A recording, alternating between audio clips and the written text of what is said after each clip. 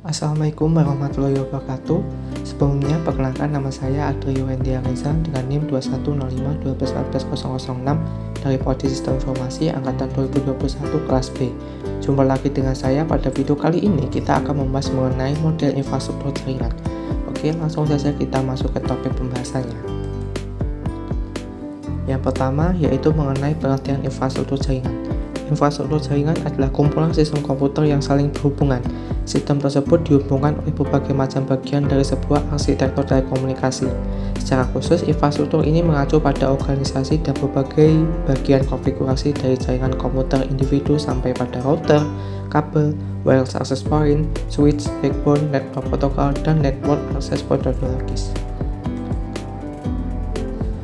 Selanjutnya kita akan membahas jaringan terpusat dan jaringan terdistribusi. Apa sih perbedaan dari kedua jaringan tersebut? Jaringan terpusat adalah jaringan yang memiliki satu server atau tempat yang digunakan aplikasi untuk mengakses data dan penempatan data. Untuk kelebihan dari jaringan terpusat yaitu sebagai berikut. Yang pertama, efisiensi sumber daya yang baik. Yang kedua, menghindari kerangkapan data. Dan yang ketiga, kemudahan untuk menganalisa serta pengontrol arus informasi dan sistemnya.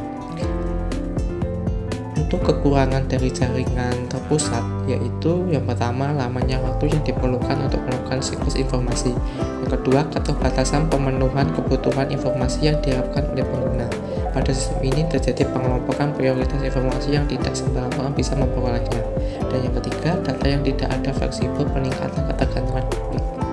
Selanjutnya, untuk jaringan terdistribusi adalah jaringan yang memiliki beberapa server yang dibangun secara memisah untuk setiap fungsi dan tugas komputer dalam ruang jaringan komputer. Untuk kelebihan dari sistem atau jaringan terdistribusi adalah yang pertama yaitu penghematan biaya, yang kedua peningkatan tanggung jawab terhadap pengeluaran biaya karena sifat pengembangan adalah terbuka sehingga memperkecil biaya kebutuhan pengembangan, dan yang ketiga peningkatan kepuasan pemakai disesuaikan dengan perkembangan zaman serta untuk pemenuhan kebutuhan informasi yang up to date dan cepat. Sedangkan untuk kekurangan dari jaringan terdistribusi yaitu memungkinkan kekacauan kontrol terhadap sistem komputer, ketidaksesuaian dalam menyediakan hardware dan software, serta standarisasi tidak bisa tercapai akan diakibatkan tersebarnya pengolahan informasi. Lanjut, kita akan membahas mengenai data center. Di era teknologi seperti ini, kebutuhan akan data memang terus meningkat. Hampir semua hal memiliki data. Data-data itulah yang nantinya akan disimpan pada sebuah data center. Data center adalah sebuah infrastruktur teknologi yang menjadi pusat penyimpanan data dalam skala besar. Karena menyimpan data penting dalam skala besar, data center juga dibangun dengan keamanan tingkat tinggi, baik dalam segi keamanan, fisik maupun konfigurasi software untuk masing-masing server di dalamnya. Lanjut, kita ke pembagian jaringan. Untuk yang pertama, kita akan membahas pembagian jaringan berdasarkan cakupan atau wilayah. Yang pertama ada PAN atau Personal Area Network.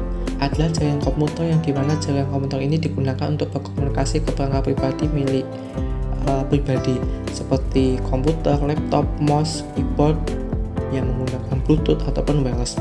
PAN atau Personal Area Network ini bersifat personal yang dimana hanya bisa digunakan pada perangkat pribadi milik pribadi saja dan hanya untuk keperluan pribadi. Selanjutnya kita masuk ke LAN atau Local Area Network, merupakan jenis jaringan komputer dengan berdasarkan skala kecil dan juga jenis jaringan komputer yang sering digunakan pada jaringan sekolah, kampus, kafe, dan tempat-tempat lainnya yang memiliki luas area jangkauan 10 meter sampai 1 km. Jaringan bisa dikatakan jaringan pribadi yang biasa digunakan pada area-area dengan skala kecil seperti sekolah, kampus, dan lain-lain. Selanjutnya ada MAN atau Metropolitan Area Network. Adalah jenis jaringan komputer yang mencakup area geografis yang luas dan biasanya luas area wilayah yang dapat mencakup jenis ini adalah luas area geografis antar wilayah kota ataupun perkotaan. Jenis jaringan komputer yang bisa menyangkut luas area perkotaan ini mampu menunjang data dan suara, bahkan bisa juga berhubungan dengan jaringan televisi kabel. Jaringan MAN sama seperti LAN, hanya saja memiliki ukuran yang lebih besar. Biasanya sering digunakan oleh perusahaan-perusahaan untuk bisa menghubungkan antar perusahaan atau cabang yang berbeda wilayah. Jaringan MAN berdasarkan luas area jangkauannya berada antara 10 km sampai 100 km. Selanjutnya ada WAN atau Wide Area Network, adalah jenis jaringan komputer yang mencakup area geografis yang luas dan biasanya luas area wilayah yang dapat mencakup. Jenis jaringan WAN ini adalah sebuah benua atau bisa jadi sebuah negara. Jenis jaringan Wide Area Network biasanya menggunakan teknologi atau menggunakan media transmisi wireless, satelit, atau biasanya juga menggunakan kabel fiber optik yang berada di bawah laut. Jaringan internet adalah salah satu contoh dari jenis jaringan WAN, sebab semua orang dari berbagai penjuru dunia bisa saling terhubung dengan adanya jaringan internet. Yang kedua ialah pembagian jaringan berdasarkan aksesnya, yaitu ada internet dan intranet. Perbedaan yang paling mendasar dari keduanya adalah siapa yang bisa mengaksesnya. Internet bisa diakses oleh siapa saja, sedangkan intranet hanya bisa diakses oleh beberapa user saja yang sudah lolos verifikasi. Perbedaan utama dari internet dan intranet adalah sebagai berikut. Yang pertama, untuk internet itu bisa diakses oleh publik, sedangkan intranet hanya bisa diakses oleh kalangan internal saja. Yang kedua, untuk internet bisa menghubungkan jaringan komputer dari seluruh dunia, sedangkan internet hanya bisa menghubungkan beberapa komputer yang berada dalam suatu jaringan tertentu. Yang ketiga, untuk internet jumlah user yang tidak terbatas, sedangkan internet jumlah usernya itu terbatas. Selanjutnya, yang keempat, untuk internet memerlukan triple W atau triple W, sedangkan untuk internet tidak memerlukan www atau triple W.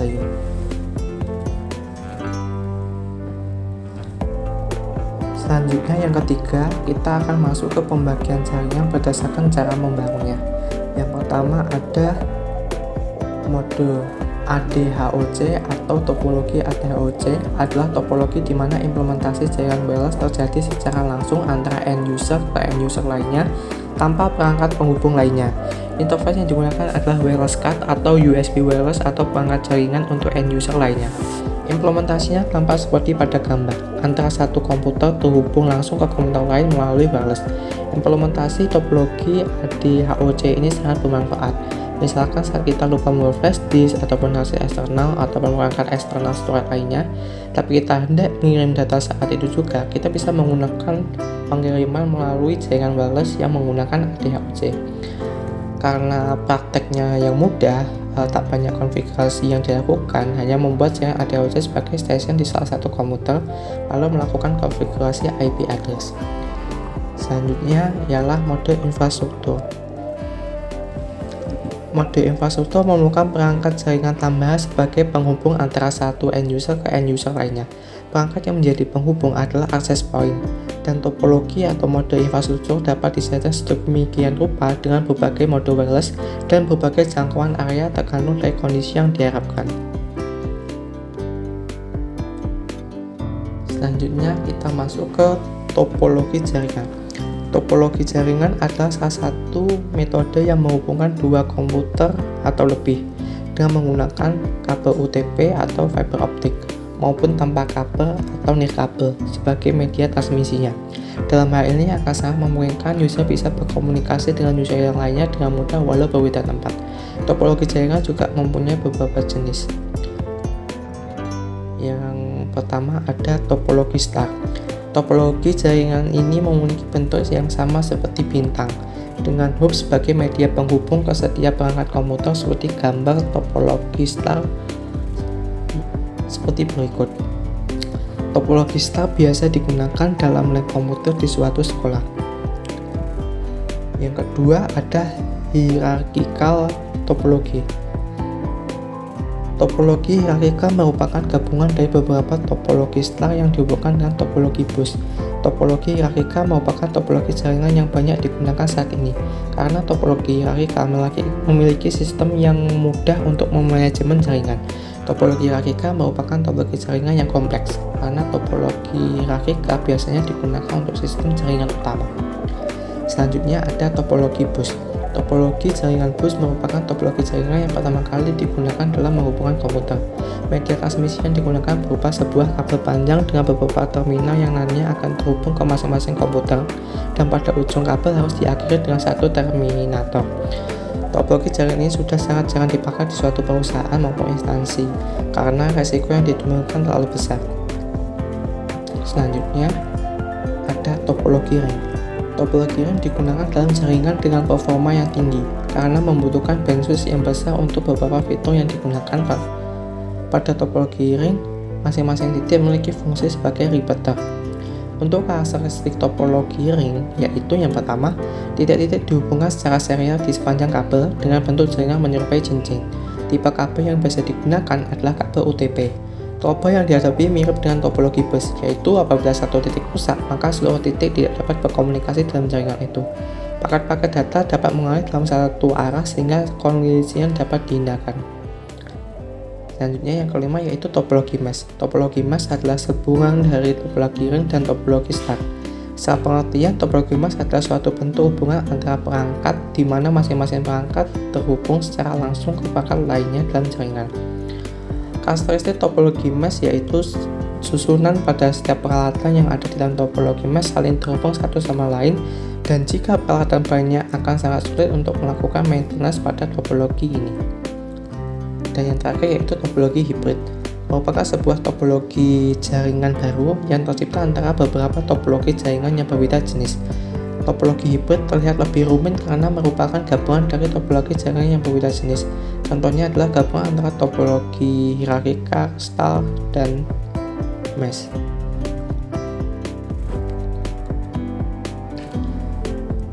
Yang kelima, pembagian jaringan berdasarkan penggunaan kabel.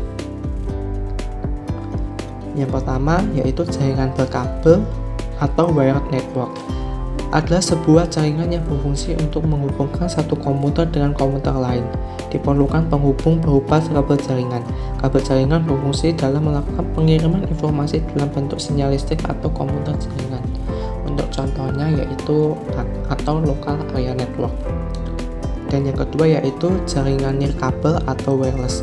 Adalah sebuah jaringan yang berfungsi untuk menghubungkan satu komputer dengan komputer lain tanpa menggunakan kabel. Jaringan nirkabel ini sering dipakai untuk berbagai jaringan komputer baik pada jarak yang sangat dekat atau jarak yang sangat jauh. Untuk contohnya ialah WiFi. Selanjutnya kita akan masuk ke pembagian jaringan berdasarkan siarannya atau castingnya. Untuk pembagian jaringan berdasarkan castingnya ini ada 3.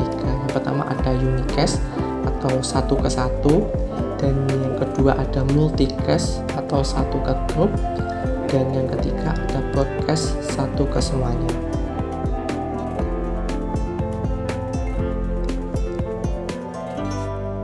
Jaringan internet pada masa kini.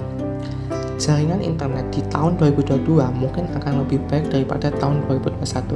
Faktanya, ada beberapa poin perkembangan internet pada tahun 2021 yang terjadi di Indonesia. Yaitu yang pertama, jumlah pengguna internet di Indonesia yang tembus 220 juta, jaringan 5G yang segera hadir, migrasi siaran TV, stabilkan jaringan internet, Indonesia merdeka sinyal pada 2022, dan ekonomi digital Indonesia diprediksi tumbuh 8 kali lipat. Baik, sekian dari presentasi saya. Mohon maaf apabila ada kesalahan baik dari pengucapan maupun materi. Sekian dari saya. Wassalamualaikum warahmatullahi wabarakatuh.